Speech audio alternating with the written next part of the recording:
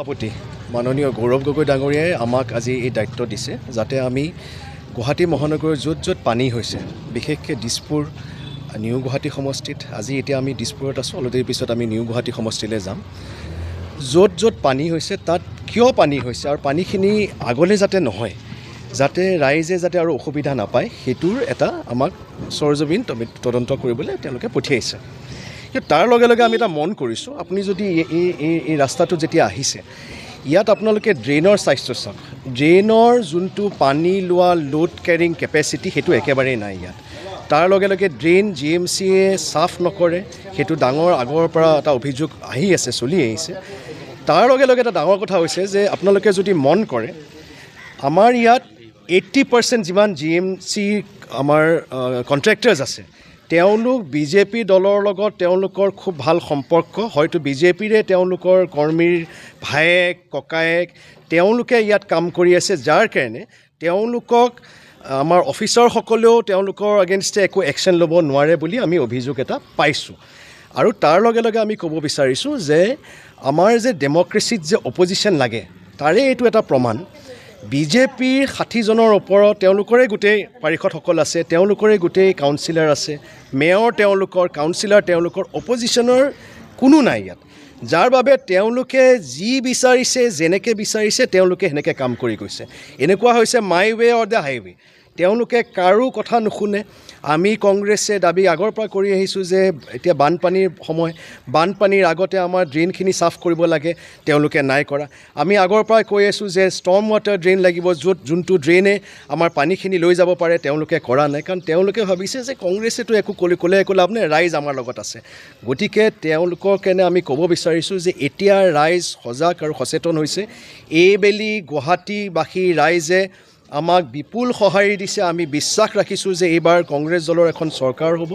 আৰু আমি যদি বিধায়ক হৈ আহোঁ আমাৰ দলৰ যদি নেতাসকল যদি বিধায়ক হৈ আহে নিশ্চয়কৈ আমি গ্ৰাউণ্ডত থাকিম আজি যেনেকৈ আহিছোঁ আজি নিৰ্বাচন হৈ গ'ল এতিয়া আমি ভোট ল'বলৈ ইয়ালৈ অহা নাই আমি ইয়াত আহিছোঁ যাতে ৰাইজৰ আমি যোনটো প্ৰতিশ্ৰুতি দিছিলোঁ যে ৰাইজৰ পদূলিত ৰাইজৰ চৰকাৰ হ'ব আমাৰ তৰুণ গগৈ ডাঙৰীয়াই যেনেকৈ আমাক শিকাই গৈছিলে ঠিক সেইদৰে আজি যেনেকৈ আমি পানী খেচিকে যেনেকৈ আমি ইয়াত ঘূৰি আছোঁ ঠিক সেইদৰে চৰকাৰ হওক নহওক আমি সদায় ৰাইজৰ মাজত থাকিম চৰকাৰ যদি হয় আমাৰ সুবিধা হ'ব ৰাইজৰ কেনে কাম কৰিবলৈ যদিও নহয় আমি যদি নহয় বুলিতো আমি নকয় চৰকাৰ আমাৰ হ'বই গৌৰৱ গগৈ ডাঙৰীয়া যেতিয়া মুখ্যমন্ত্ৰী হ'ব সেই সময়ত আপোনালোকে দেখিব যে গুৱাহাটীৰ কেনে তেওঁলোকে কেনেকৈ ধৰণে আমি কাম কৰিম আমি ৰাইজৰ মাজত থাকিম কোনো ৰাইজে কোনো দিনাখনে যাতে ঘৰৰ পৰা ওলোৱাৰ সময়ত যাতে তেওঁলোকে পণবন্ধী নহয় তেওঁলোকে যাতে ৰাতিপুৱা অফিচলৈ যেতিয়া ওলাই যায় ঘৰলৈ যাতে ৰাতি ঘূৰি আহিব লগা পাৰে আমি যোৱা পৰহি আমি মন কৰিছোঁ ময়ো এয়াৰপৰ্ট হৈ গুৱাহাটীলৈ ভিতৰত যেতিয়া সোমাইছোঁ